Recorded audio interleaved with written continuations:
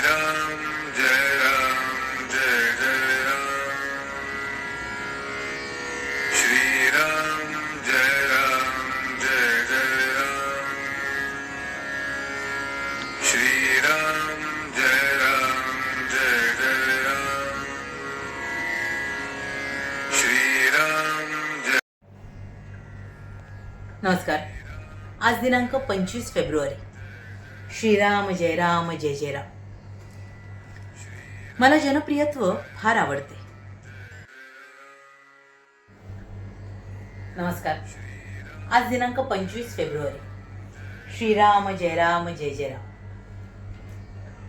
मला जनप्रियत्व फार आवडते. इथून जाणाऱ्या मंडळींना निरोप देताना मला खरोखरच फार वाईट वाटते. पुन्हा आपली भेट होईल की नाही ते सांगता येत नाही. तुम्ही सर्वांनी एकमेकांशी अत्यंत प्रेमाने वागा. प्रेमाने जग जिंकता येते. तुम्ही माझ्यापासून जनप्रियत्व शिका. मला जनप्रियत्व फार आवडते, कारण जो लोकांना आवडतो तोच भगवंताला आवडतो. जो निस्वार्थी असेल त्यालाच जनप्रियत्व येईल. जो भगवंताच्या इच्छेने वागेल त्यालाच जनप्रियत्व येईल. आपण आपल्यासाठी जे करतो ते सगळ्यांसाठी करणे हे भगवंताला आवडते. आपण आपल्यापुरते न पाहता सर्व ठिकाणी भगवंत आहे असे पाहावे. प्रत्येकाला आपण हवेसे वाटले पाहिजे. असे वाटण्यासाठी लोकांच्या मनासारखेच वागले पाहिजे किंवा त्यांना आवडेल तेच बोलले पाहिजे असे नाही. प्रेम करायला कशाचीही जरुरी लागत नाही. पैसा तर बिलकुल लागत नाही. हे मी माझ्या अनुभवावरून सांगतो. जगात कोणी कधी भोगली नसेल एवढी गरिबी मी भोगली आहे. अशा गरिबीमध्ये राहूनही माझे अनुसंधान टिकले.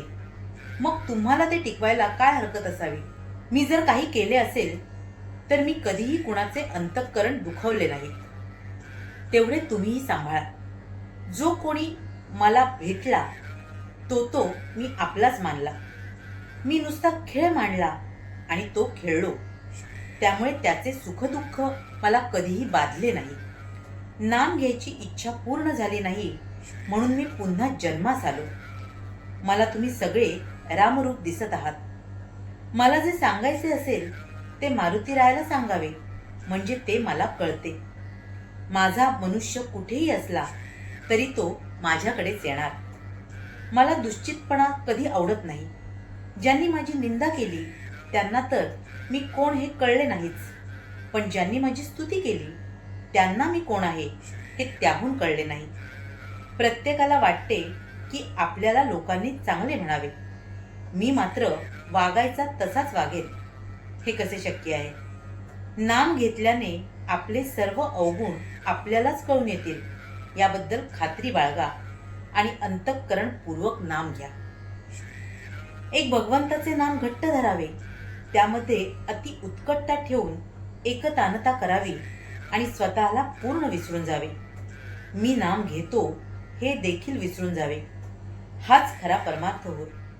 नामामध्ये एकतानता होण्यासाठी भगवंताच्या साक्षीत्वाने वागा. हवे नको पण टाकून द्या. राम करता ही भावना ठेवा. विषय मालकीने भोगा. आपला गुण भगवंताकडे लावा. लहान मूल होऊन देवाकडे जा. रामाला आपले सुखदुःख सांगा. देहभोगाला कंटाळू नका. काळजी घ्या पण काळजी करू नका आणि निर्भय बना आणि अशा रीतीने जिवंतपणे आपले मरण पहा. जिथे नाम आहे तिथे मी आहे म्हणून खचितच समजा. श्रीराम जय जय राम. महाराज म्हणतात की मला जनप्रियत्व फार आवडतं आणि तुमच्या सर्वांच्याच ठाई खरं तर सर्वत्रच मला माझा रामच दिसतो आणि म्हणून तुम्ही तसेच वागा. निष्ठेने त्या भगवंताची भक्ती करा. आपण आपल्यासाठी जे काही करतो तेच खरं तर आपण दुसऱ्यासाठी करणं आवश्यक आहे. आपली प्रत्येक गोष्ट ही आपण निस्वार्थीपणाने करणं आवश्यक आहे. दुसऱ्यांचं अंतःकरण आपण दुखवू नये. आपण त्यांचं अंतःकरण जपायचा प्रयत्न करावा. अर्थात प्रत्येकाला आवडेल असं आपण वागू नाही शकत, पण आपलं वर्तन हे असं असावं की त्याच्यामुळे दुसऱ्यालाही आनंद लाभावा.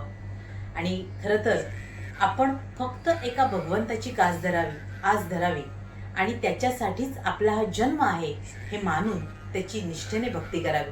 म्हणजे मग आपल्या आयुष्यात आपल्याला समाधान लाभेलच लाभेल. असं हा आनंद आणि समाधान तुम्हा आम्हा साऱ्यांनाच आपल्या गुरुकृपेने लाभो, हीच त्या ईश्वरचरणी आणि गुरुचरणी प्रार्थना. तुम्हा साऱ्यांसाठीच खूप सारी गुरु ब्लेसिंग्स. श्री स्वामी समर्थ. जय गुरुदेव.